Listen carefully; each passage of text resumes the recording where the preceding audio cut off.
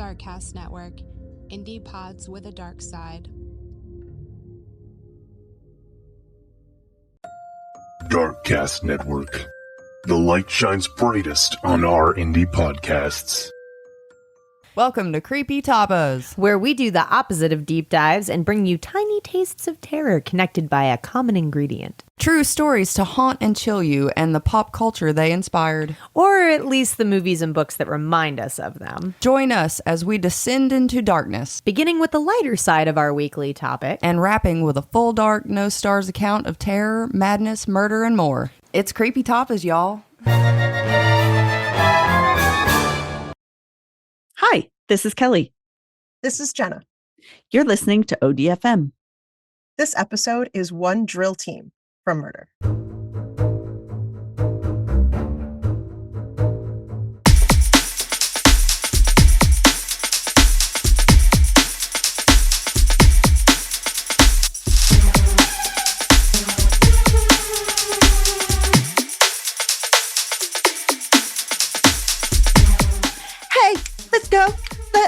Let's go.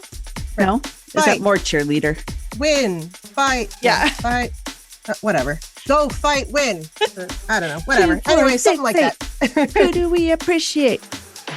ODFM? ODFM. Yeah. Which, anyway, by the way, we have a shout out because we have a new Patreon member, Lisa W, all the way from the UK. Yeah, she got a water bottle.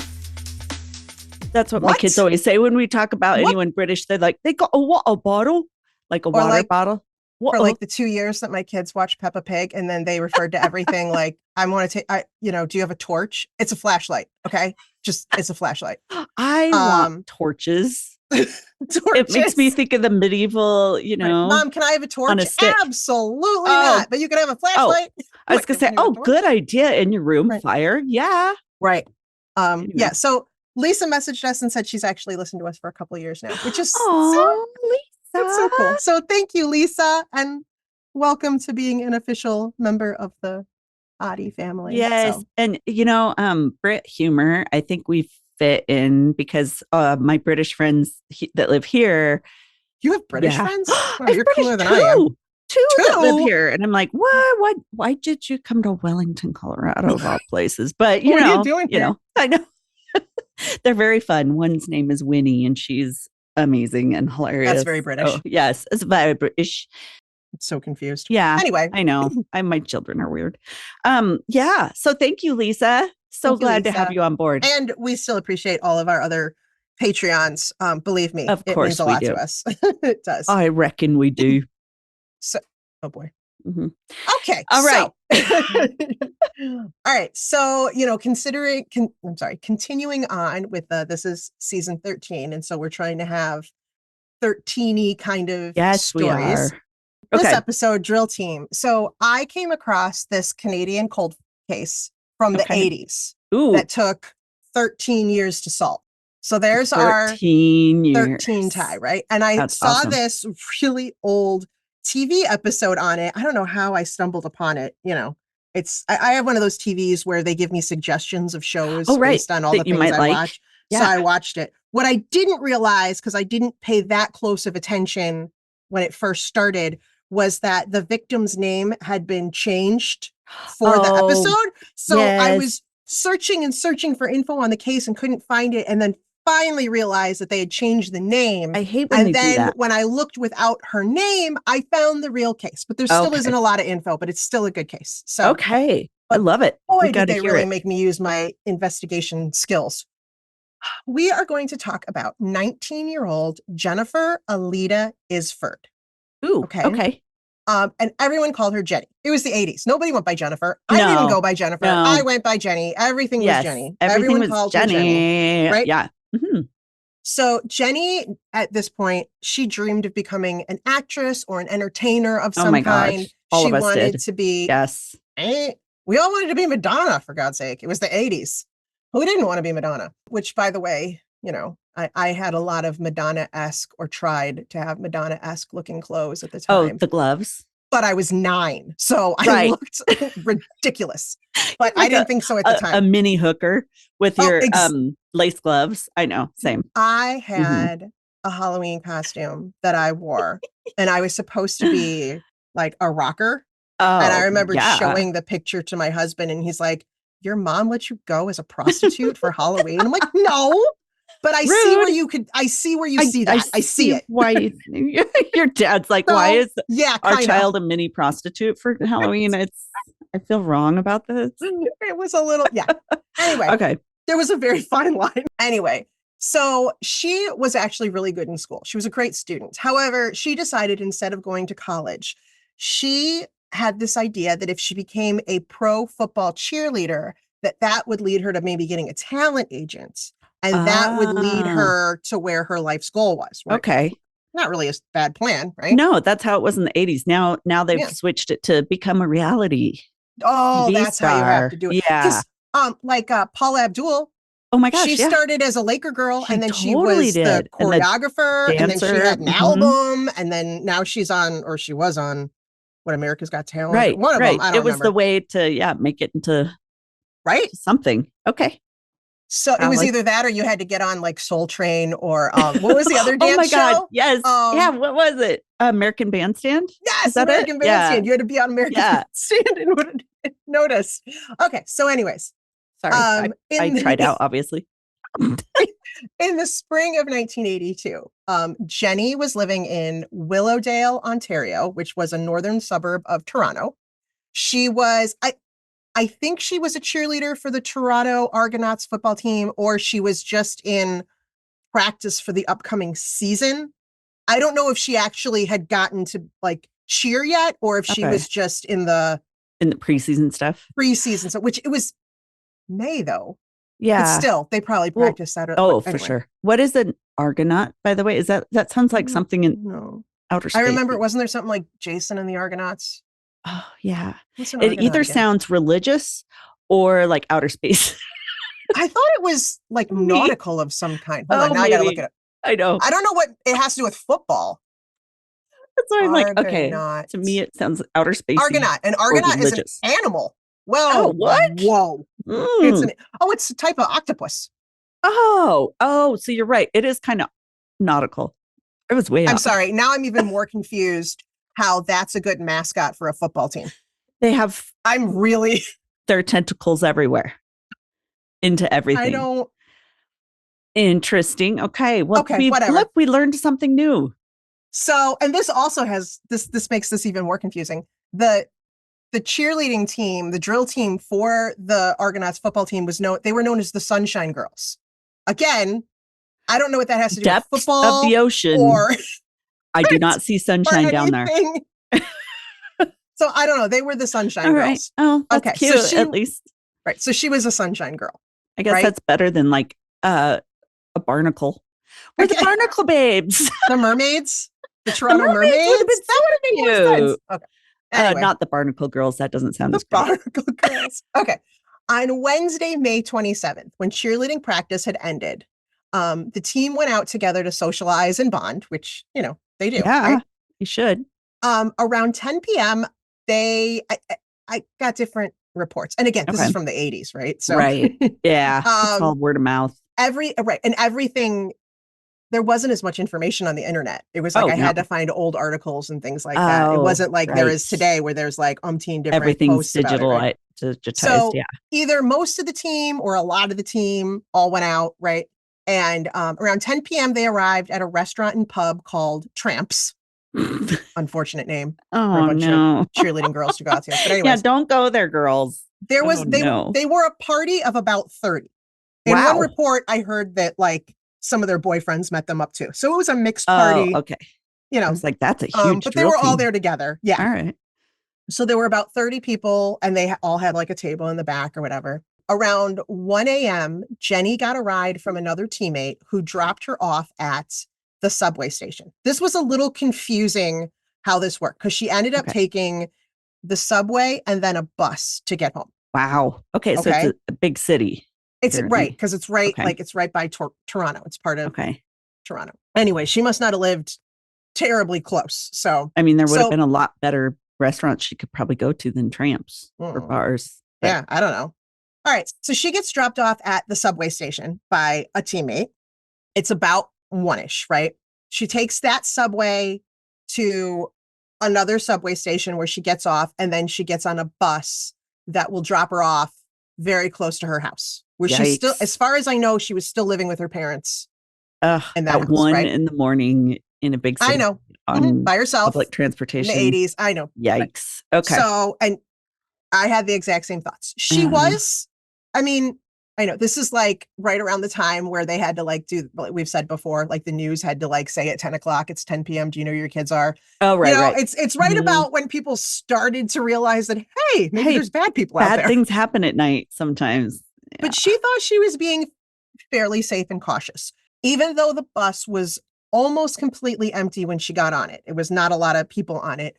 She made the choice to sit right by the driver. Right. Hey, you'd think that'd be safest. That would be safest, right? Right. And then she and the driver kind of chatted it up. Okay. Right. He actually mentioned to her that that was the last trip for the bus of the night, and he'd be taking the bus back to the garage, and he offered to drop her off at her house. Which I don't know. Is that good or creepy? I know. Is that creepy? That's a little creepy. Like, do I want you to know where I live? Yeah. You know, so I don't know. But she really wanted to get home. And her house was only 5 houses down from the stop. Oh, right. It's like, so I can see my house from here. I'm going. Yeah, exactly. So it's about 1:30 in the morning, and it was raining, and she only had about, I think they said about 100 feet to walk to her house. It really wasn't. Yeah. It's not, you wouldn't think there's it was in a neighborhood with houses, and like it was a very neighborhoody area. Yeah. Right? All right. You know, so she's like, no, just drop me off at the bus stop. And she did. She got off at the bus stop. Okay. But she never made it home. Dang. What can happen in between? There was a hole in the ground. There was worse. A hole would have been better. Oh, a hole would have been better. Oh. At 6 a.m. the next morning, neighbors found her body on the front lawn of the house. Oh, no. 4 doors down from Jenny's home. Oh, which no, means she was almost there. Right. So from what I understand, listening to different things, she got off the bus on the corner and she had to turn to go down her street. So once she turned, then she was out of view of the bus. But there was only 5 houses she had to go down. And she was basically on the front lawn of like the first house she came to. She didn't make it very far at all. And yeah, you would think it's like right at the bus, then like she stepped off and something happens. Exactly. The way she was found, she was naked, laying on her back with her hands above her head. They called it the prone position. No, the surrender position. Like, you know, when people are like surrender and you put your hands up. Yeah. She kind of had her hands up by her head, right? Laying on her back. She had been wearing a jumpsuit that evening. So remember, it's 1982. And from what I can tell from things that I read, what I'm picturing from the information I got is one of those like lycra shiny bodysuits. Yes. You know with what I'm the talking elastic about? at the waist or whatever. Right, exactly. Then you put like a belt. Oh, yeah, you did. Okay. You see what I'm saying? So like a fitting bodysuit. It's almost like practically like a long sleeve leotard, but it has legs. A unitard. Yeah. Like the full, like a full body unitard. Yes. Okay. So the jumpsuit she was wearing and her shoes that she was wearing, I believe she was wearing just like flats. Okay. Those were kind of scattered to the side of her. Oh, no. But she had her cheerleading practice clothes. Those were folded neatly. Whoa. Next to her. And then her tennis shoes from cheerleading practice were kind of like lined up. Like they weren't just thrown there. They were like set next to each other. So these are the clothes you should be wearing. It's almost like a message. These you should be wearing. And we don't need these. Is gone. But this stuff's good. It's really weird, right? That was kind of odd. And her underwear was missing. Oh, he took them. He took them. So by 6:30 a.m., police are on the scene, right? And they're taking as many photos as they can. There's no visible evidence really because it had been raining last night. Oh shit! Everything got washed away. So anything was right. So you wouldn't have seen footprints or anything because everything was soaked. And it was probably before the buses had cameras and all that kind of stuff too. Oh so God, it's not like you could cameras, see. no. Yeah. No cameras or anything. Oh, People didn't have no. driveway cameras and all that, Ring No. doorbells and things. No. And they were very aware that there was a possibility of evidence just having been washed away, stuff off of her body, anything they could have gotten, like fingerprints, forget it. Yeah, it's just all gone. Oh no. During her autopsy, the coroner noted that she had severe bruising to her neck, and he determined that she died of manual strangulation. Okay. But again, there would be no fingerprints or anything. Everything was, she got and soaked. Somebody just did it right there in front of houses. In front of a house, like on the front lawn of the house, and in the rain. Yeah. It was raining before she got on the bus. It was raining when she got off the bus. Like, so somebody, right? It's like they were waiting for her specifically. Yeah. Yeah. Also on her autopsy, they noted that she had these scrapes and things on her back that the way the coroner wrote it down on the report was he called them gravel abrasions, like as if she had been drugged. Like, yeah, like she had like these almost like a road rashy kind of thing, but he didn't call it road rash. He called it gravel abrasions. Okay. And because it sounds better. It sounds more techie. Yeah. Or maybe it didn't look like she had been dragged, but at some point she had been on some kind of rough surface. Weird. But she was found on a lawn. She was found in the grass. Yes. So it was confirmed that she had been sexually assaulted because despite the rain, they were able to collect semen from her body. Okay. Oh, and God. Somehow the semen was even found on her bodysuit, the jumpsuit. Wow. Which I'm surprised because I think that thing was soaked. Yeah. So FYI, you got to use more than just rainwater to get rid of semen. Yeah, you do. It's more powerful than that. Power wash it. Yeah, right. You can't just. Yeah. The detective surmised that she was probably grabbed from behind after she got off the bus and thrown down. And the house where she was found, they had a gravel driveway. So they thought, well, maybe she was thrown onto the gravel driveway. Yeah. They were trying to figure out where she could have gotten these gravel marks from. Yeah. The gravel marks or whatever was causing these like scratches and bruises on her back. Right. Okay. So they thought, okay, so maybe she was thrown onto the gravel driveway and then she was assaulted there and strangled. And then she was carried to the grass and posed. Even though that didn't make a whole lot of sense. They're trying to put together what something. They have, right? So okay. Okay. Yeah. So they canvassed the neighborhood, but nobody saw Jenny or her killer. Nobody was outside. It was raining. No one was hanging out outside. 2 in the morning or whatever. Or right. 1:30. It was like, exactly. 1:32 in the morning. Okay. Yeah. And it was, I believe it was like a Wednesday night, if I remember correctly. It was like a Wednesday night and she was found like on a Thursday morning. Right. So it's not like it was a weekend and people were like maybe outside hanging on their front porches or whatever. No. Everybody's in bed waiting for everybody's in bed, right? So detectives interviewed the girls from the cheerleading squad. No one remembered anyone bothering Jenny at the bar that night. Nobody stuck out as anything, you know. Probably didn't follow her home. Right. But they did tell the detectives that Jenny hated wearing underwear with her jumpsuit because of panty lines. Okay. Well, that makes sense. That's legit. Right. That's what makes me think it was one of those skin tight guys, right? Totally. So, but instead she would wear pantyhose. She wouldn't wear underwear, but she would wear pantyhose, and that made very it nice, uncomfortable. You know? That's what I was thinking. I plus, hate pantyhose. with my belly, it would like roll down, and I'd have like the roll mark. Oh God! Or you'd be like literally like a sausage across your stomach with like. It'd be like, sure, I'm flat right here, but then the rest is just spilling over the top. Like, it's very uncomfortable. Muffin topping. No. Although she was 19. She probably didn't have any of that, so it was fine. Right. I remember those things.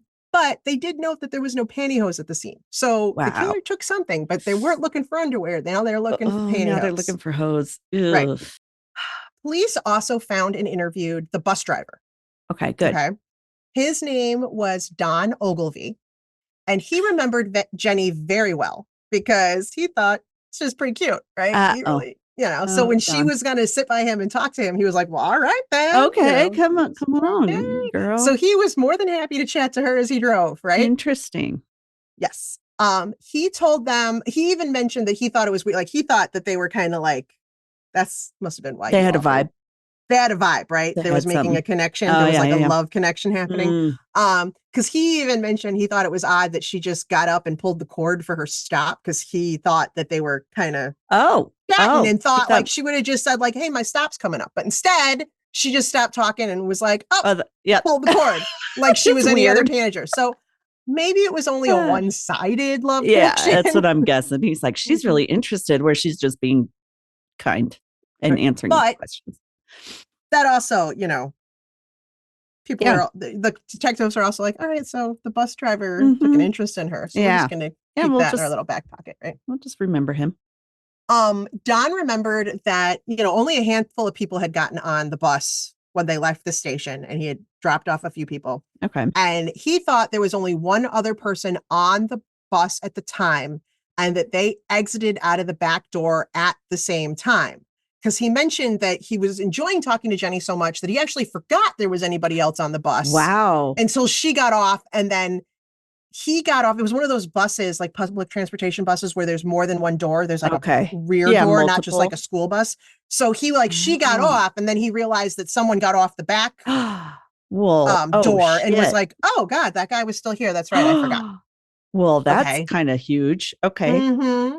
He couldn't really remember anything about the guy. Yeah. He really wasn't interested in him. No, he wasn't interested in him. He didn't wear his Lycra jumpsuit that night. He wasn't. No, he was not wearing a Lycra jumpsuit.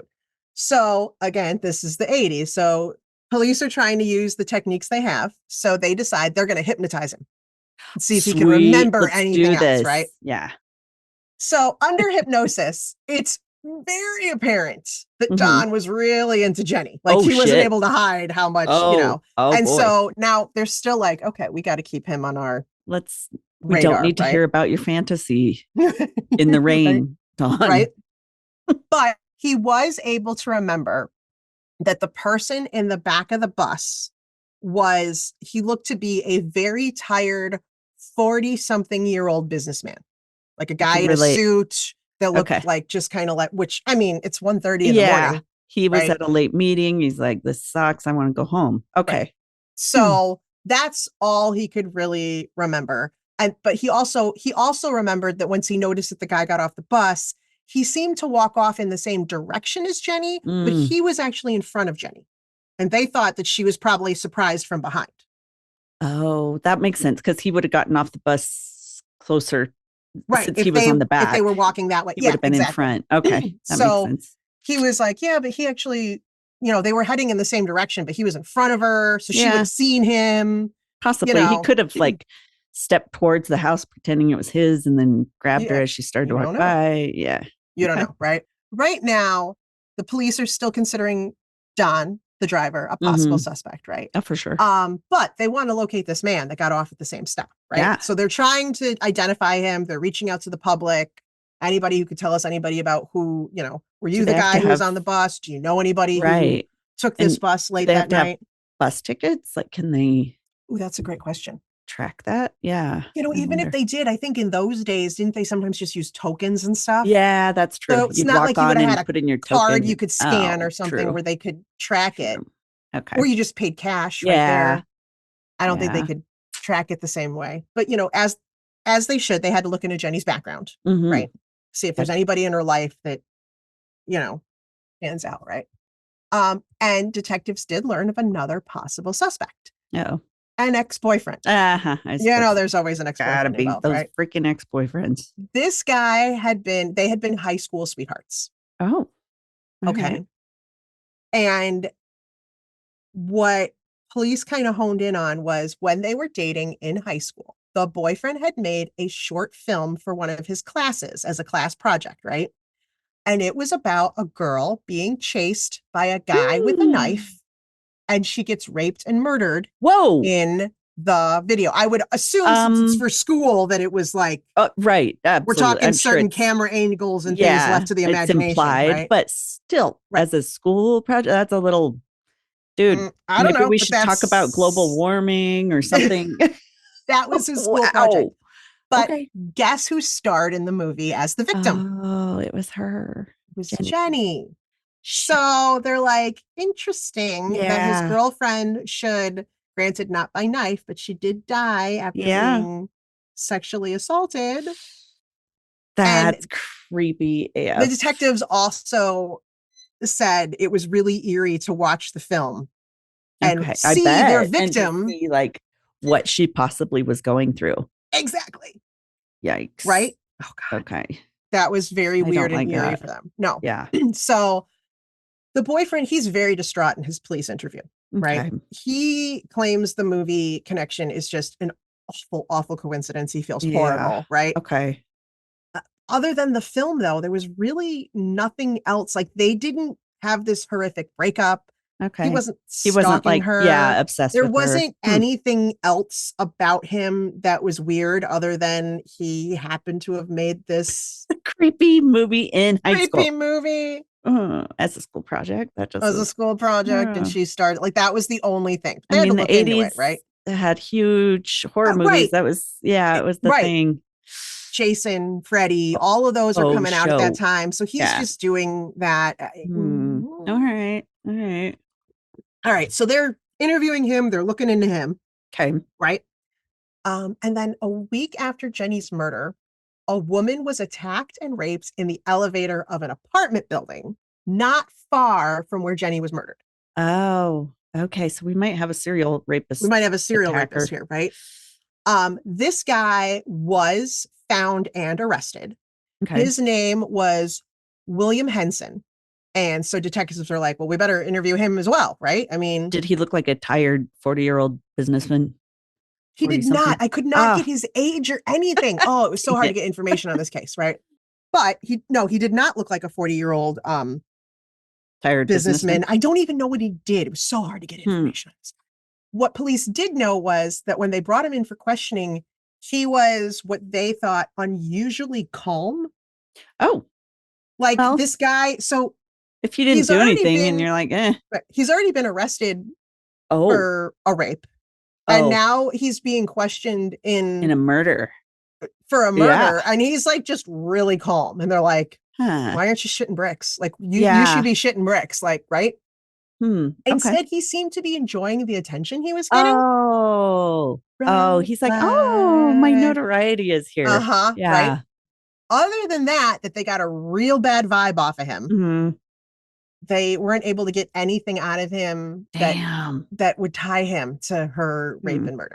Yeah. And if he's liking being interviewed and stuff, he probably would have been like, hell yeah, I did that. And would have claimed so it, maybe. That could have meant, or it could just mean he's a real sicko. Because he already is. I mean, he already is a sicko if he's raping people. So. People are, there are people who like confess to things they didn't do all the time. Absolutely. And, like, the police are that doesn't even match the evidence. Like you're not.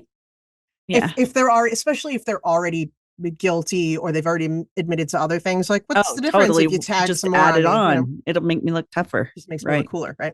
Ugh. So police have 4 possible suspects, but nobody really strong, right? They got the driver, who was the last one to see her alive, right? Okay. The other bus passenger, who they still haven't been able to locate.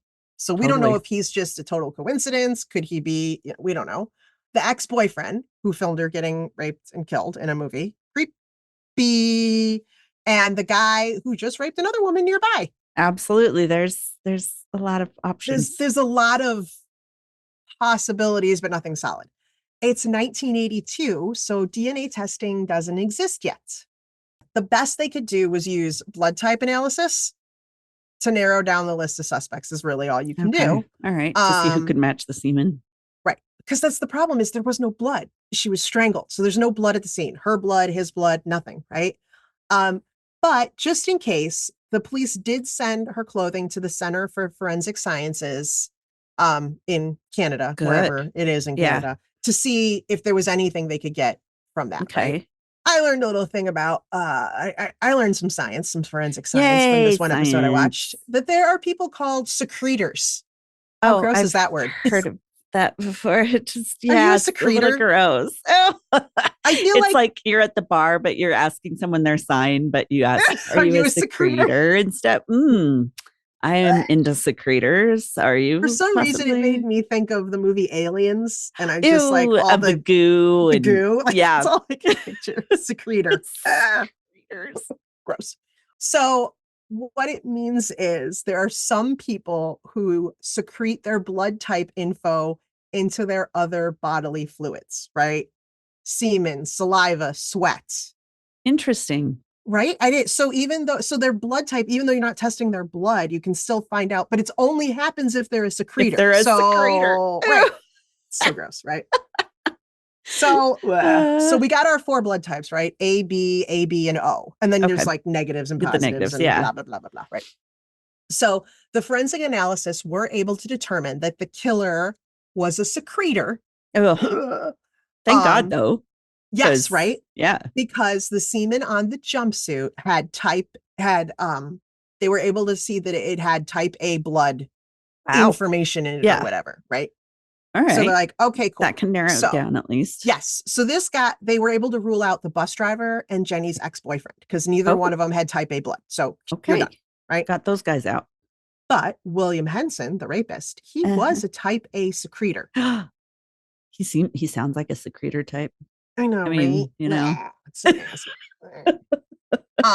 But just the fact that he's a type A secretor, like let's just say, that's so it's like full a evidence quarter of the that you did it. population is like type A, and then there's a portion of those people that are secretors. Right. I mean, it's probably still millions and millions. So, it wasn't enough to tie them to the murder. It was just able to narrow the field a little bit, right? Okay. Well, of the people they had, yeah. Right. And the people are still desperately trying to find who the guy was who got off the bus. Mm-hmm. Like, who's this guy? Totally. And he's got to hear about this case, you would think. So, right. If you're innocent, you're going to be like, oh, yeah, that was me. Doesn't anyone in that neighborhood know who uses this bus stop? Yeah. Doesn't anyone in that neighborhood know who the local secretors are? I don't think that's part of the neighborhood watch list of things you're supposed to check on. We need to get some secretions from you. I'm sorry. I remember in the 80s, like people in our neighborhood, including us, we had that little sign that you put up that said we're part of the neighborhood watch. And I remember even the guy. Yeah, it looked like a bad guy. Yeah. Right. Yeah. Actually, it looked like a detective, like a spy. kind of. Yeah, it looked like a spy, evil guy, right? And I just remember thinking, as a kid, really, this is a deterrent. Like I know, it's a sticker in a window. We might watch you. Like I feel like this is the bare minimum you guys. Yeah, can do. and you never hear about it now. Neighborhood watches. Much still worked really well. Yeah. So, they're trying to get information, but they're struggling. So about a year after the murder in 1983, a local news show called Citizens Alert. We went from Neighborhood Watch, we're taking it up a level to Citizens Alert. Okay. Right. Did a 30-minute episode on Jenny to keep her case in the public's mind and try to get new leads. They even announced a $100,000 reward for information leading to the arrest. Wow. Right? I thought I put this in here. I was able to find on YouTube this 30-minute episode. Oh, no way. From the 80s. Cool. Lots of jumpsuits and great hair. An old show. It was so old that the title sequence had a rotary phone in it. Oh, yes. Like that's yes. You're like trying to dial 911, but you do 811. You're like, I got to start over. Oh my God. Right. In the meantime, you're being stabbed. Yeah. 8. Did they have to do 911? They should have done like 111, like as fast as I could do it. So much better, but no. Okay, they weren't thinking a rotary phone at the time. They just weren't. They were just like, this is memorable. All right. So they did. They tried to get more information by having this episode. Man. Okay. But, new cases are coming in all the time. Toronto is a big place. It's a big city. Not enough officers to focus on one case. Yep. So her murder is put on the back burner because there's more stuff coming in and they don't have anything new that's really helping out, right? 13 years went by without any new lead. That sucks. But hope they kept the evidence so that things can be found. They did keep the evidence. It still blows my mind that that police departments all over the place held on to stuff that they just didn't have the technology to use in the hopes that maybe but they didn't even know what technology could be developed right to know what they could need. But so smart to hope like, okay, we're just going to keep this just in case. Anything secreted, we're going to hold on to just in case. So many secretors. Okay, so in 1995, that sounds so much later than 1982. I know, it does. Just probably because we grew ourselves so much during that time. Exactly. It seems like so different. So in 1995, a cold case task force was started. Okay. And Jenny's case was re-examined by its lead investigator, Vic Metanovic. Oh, yeah. All right. Matanovic. Okay. I don't know, the lead investigator, right? So he's like, here's one we're going to come back to, right? That never got solved. It's really bugging people. Bring her back. Right. So back in 1989, Canada had started using DNA evidence to support criminal investigations, not necessarily to convict anybody, but to help narrow down and better leads and all this, right? So turns out, and I don't think I ever knew this, that semen is the most concentrated source for DNA of all the bodily fluids. Gross. I thought it was blood. I always thought that blood so too. had the most DNA in it, but turns out gross. It's semen. I know, right? It is gel. Well, actually, I guess that does make sense because that's DNA and it's being used to fertilize an egg, and you have to have that. So I guess it does actually make sense. Yeah. But I just, in my mind, I always assumed it was blood that was your best DNA evidence. Yeah. But no, it's easier to pull. It's easier to get all that information out of semen. Interesting. So, okay. So back in 1982, of course, they didn't know that was going to be so valuable. Yeah. And the sample that they had was now 13 years old. Oof. And so they couldn't, plus remember her jumpsuit sat in the freaking rain all night. Totally did. They weren't able to use the semen that was on her jumpsuit to get a very good sample to get a DNA profile. However, they had collected a sample of her pubic hair just to compare against any the killer may have left. Okay. That was the whole reason they did it. However, the sample of hair that kept of hers had semen in it. Wow.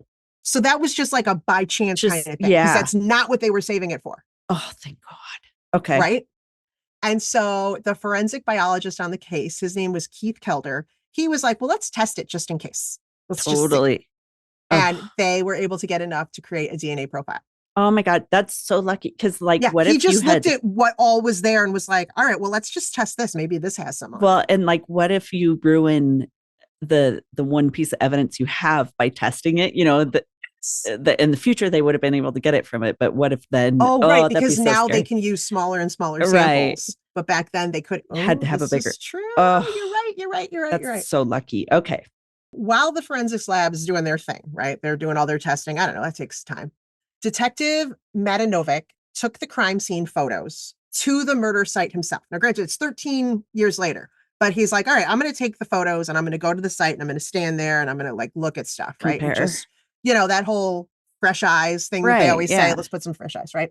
He noticed that one of the photos taken showed a tree in the yard where Jenny was found. And at the base of the tree, there were flowers and there was one that had been crushed.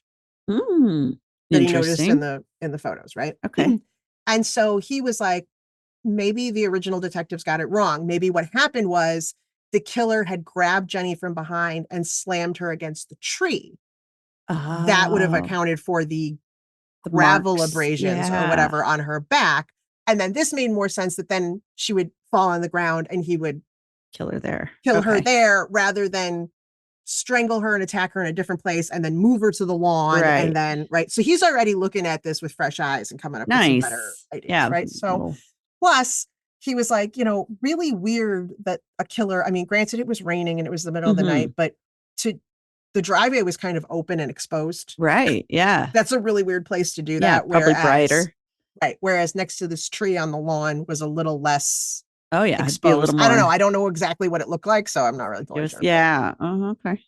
The photos also showed how the killer had folded her cheerleading clothes, and lined up her shoes. Yeah. And he remembered that her pantyhose were missing. And to him, he's like, all right, really, we're looking for a guy who's a sexual predator with a fetish. This wasn't happened by chance. Some guy, it was opportunity. This is somebody who's like, he does this. And he wants to keep things to remember them by. Oof. He wants those mementos. Ugh. Gross, right? Trophies, if you will. Gross. So he's like, all right. So they were still looking at William Henson and this other guy on the bus that they could never figure out. Right? They never found out. So it's 13 years later. So he decides to go on the computer, whatever, the crime computer, the police computer, whatever, with the records, and look up William Henson's records. It's been 13 years, right? He finds out that William Henson had spent 18 months in jail for the rape of the woman on the elevator back in 1982, the one that that had happened that put him on their radar in the first place. When he was released, he attacked another woman on an elevator. Apparently, he really has a thing for elevators. Yeah. Right? He was arrested and convicted of that rape and did 3 years in prison. And then 48 days after getting out of prison for that, he attacked a woman in a bathroom. Dude.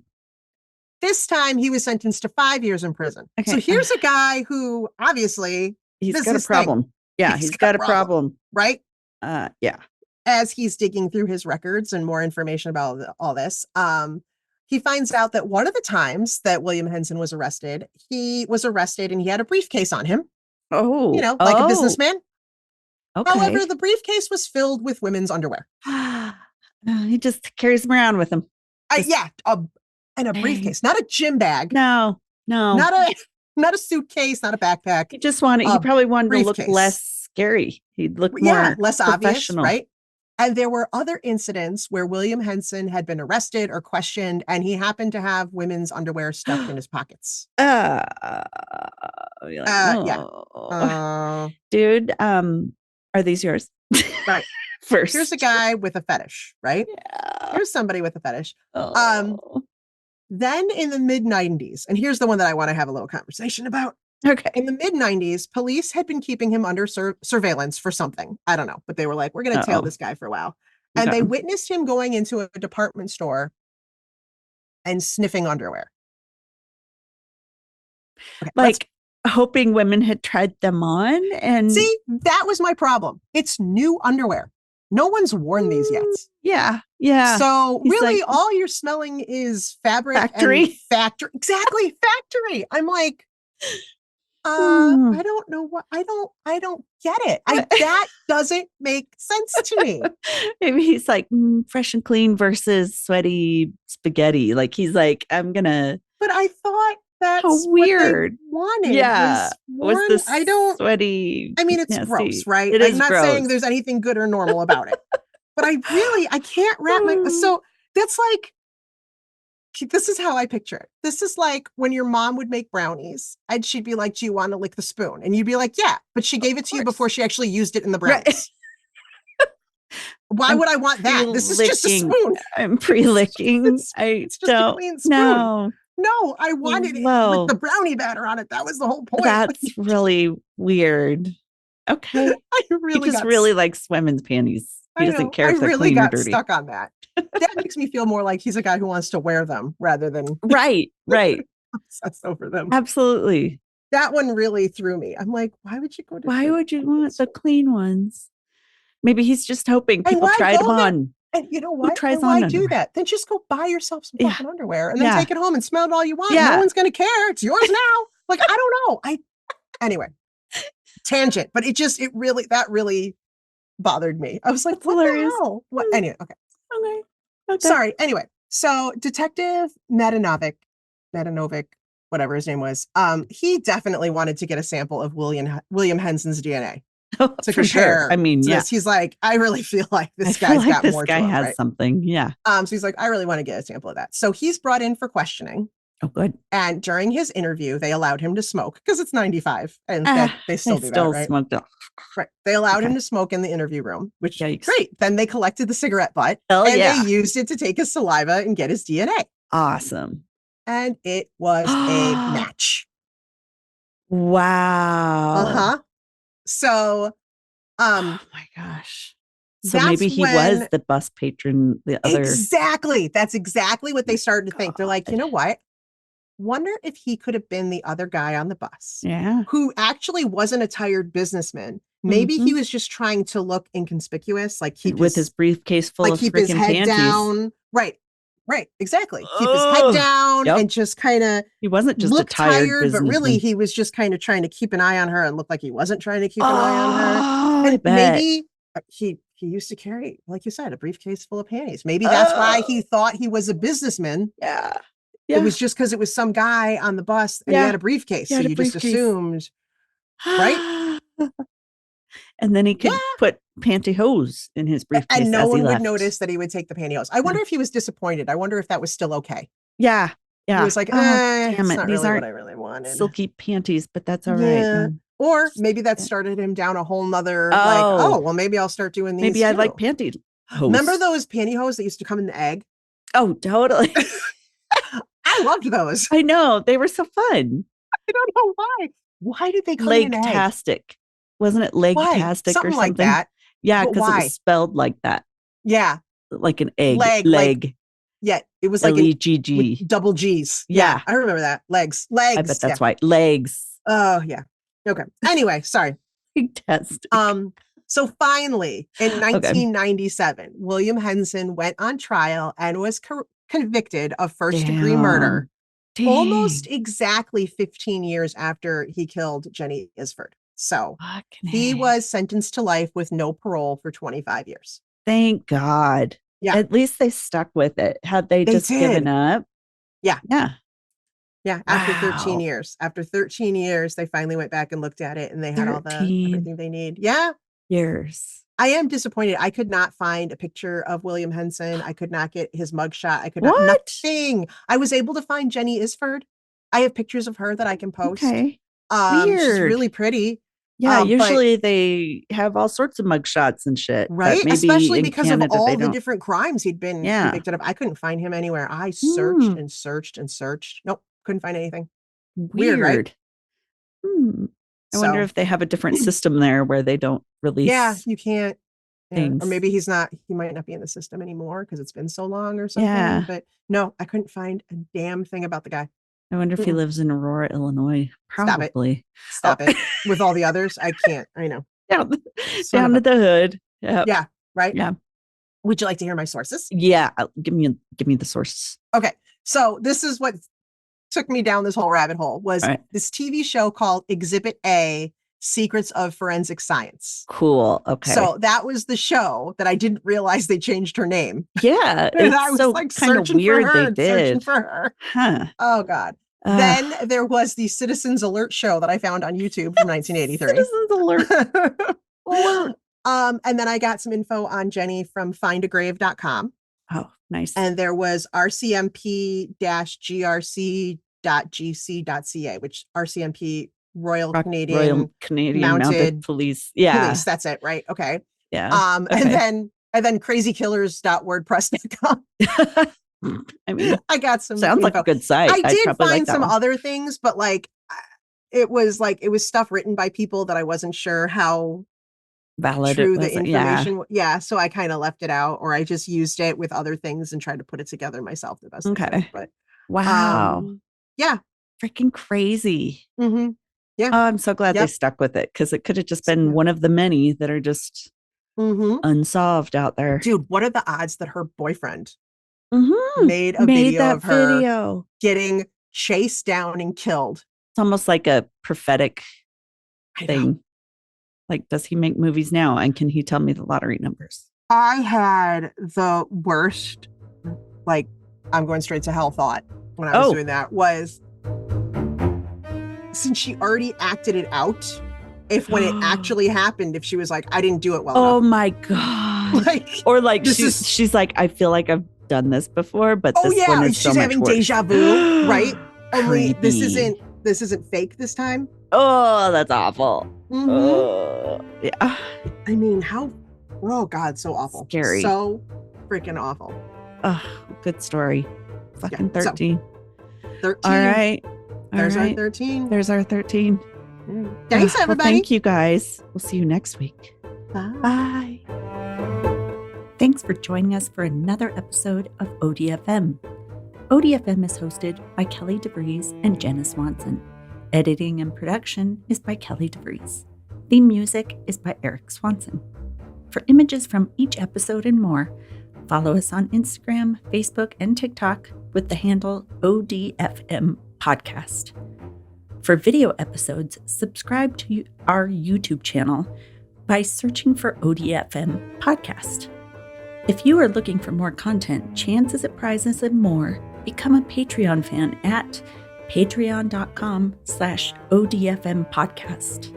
Subscribing to our Patreon is a great way to help us get better equipment, and our big goal is to hire an editor someday, so your contribution could really make a difference. If you can't give monthly, there are other ways you can help. Share us with your true crime friends. Word of mouth goes a long way. Or you can give us a one-time contribution through buymeacoffee.com/ODFM podcast. We appreciate your support, and someday we hope to make ODFM our main jobs with your help.